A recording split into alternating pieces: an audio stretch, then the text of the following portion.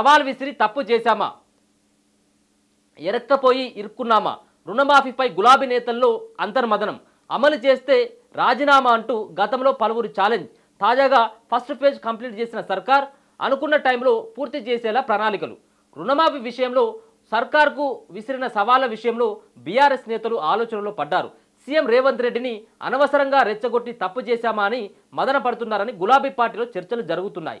తాజాగా ₹1,00,000 వరకు రైతు రుణాలను ప్రభుత్వం మాఫీ చేయడంతో బీఆర్ఎస్ నేతల్లో ఆందోళన మొదలైంది అన్నటువంటి వార్తను చూసుకోవచ్చు.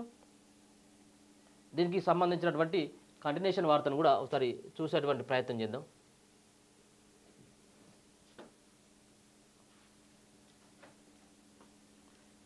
ఇక రుణమాఫీ అమలు విషయంలో కాంగ్రెస్ ప్రభుత్వ దూకుడు బీఆర్ఎస్ లీడర్లను కలవరపెడుతున్నట్లు తెలుస్తుంది.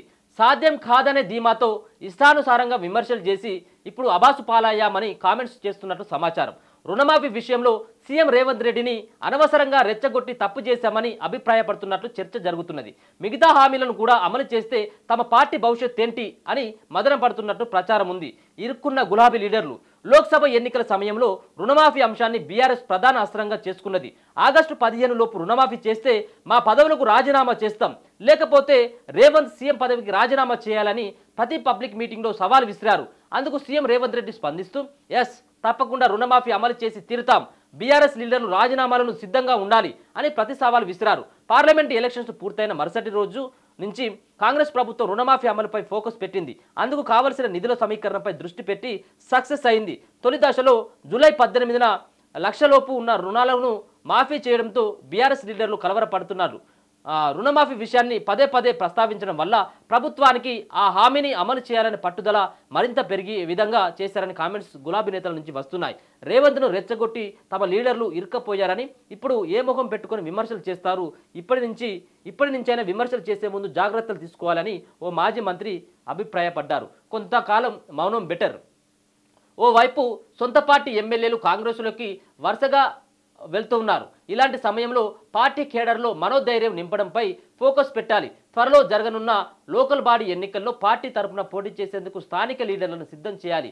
కానీ వీటన్నిటిని పక్కన పెట్టి కేవలం కాంగ్రెస్ సర్కార్పై విమర్శలు చేయడమే పనిగా పెట్టుకుంటే ప్రజల్లో నవ్వుల పాలు అవుతామని అభిప్రాయాలు పార్టీలో వినిపిస్తున్నాయి. కనీసం 2.5 సంవత్సరాల పాటు ఎలాంటి విమర్శలు చేయకుండా పార్టీ బలోపేతం కోసం దృష్టి పెట్టాలని డిమాండ్లు ఉన్నాయి.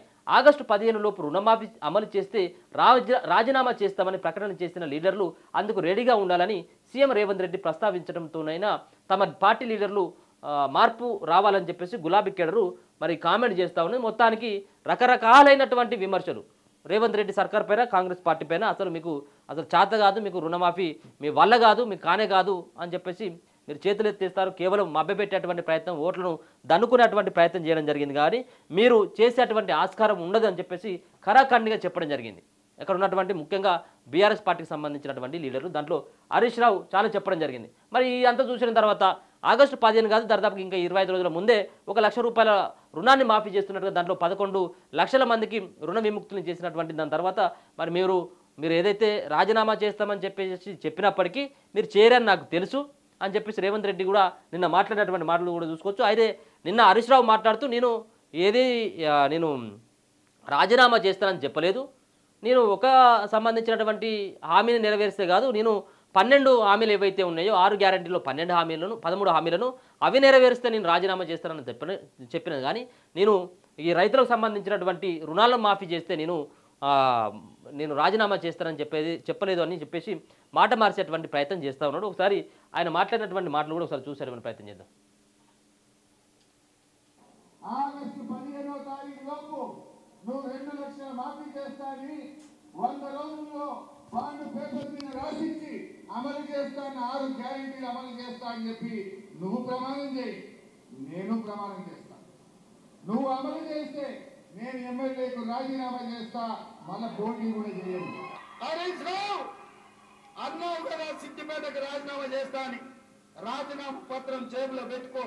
15 ఆగస్టు నాడు నీతో మాట్లాడతా బిడ్డ, మాట మీద ఉండాలి. నీ మామలాక మాట ఇచ్చి మాట రప్పి దళితుని ముఖ్యమంత్రి చేస్తా, లేకపోతే తలకాయ నరుకుంటాని తలకాయ లేని మాటలు మాట్లాడతాం అనుకుంటున్నదేమో.